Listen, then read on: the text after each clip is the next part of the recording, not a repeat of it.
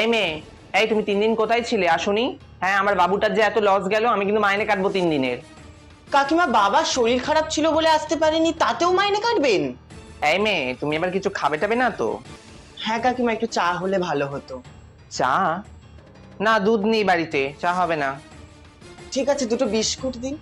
Biscuit আনা হয়নি, তুমি তাহলে নিয়ে এসো। ঠিক আছে কাকিমা, 1 গ্লাস জল দিলেই হবে। এই তুমি কি অঙ্ক শেখাচ্ছ আমার বাবুকে? হ্যাঁ, অঙ্কে তো ফেল করলো।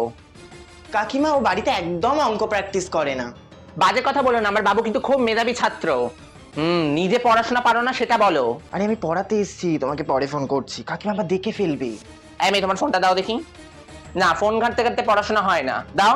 তা কত নেবে তুমি একটা সাবজেক্ট পড়াতে? 1200 টাকা। 1200 টাকা? ও বাবা, ওই পাড়ার বিজয় পড়ায় 1100 টাকায় অল সাবজেক্ট, তুমি 1200 টাকা নিয়ে নেবে অমনি? না না, হবে না, তোমাকে তাহলে পড়াতে হবে না, যাও যাও, তোমাকে আর পড়াতে হবে না। এই বাবু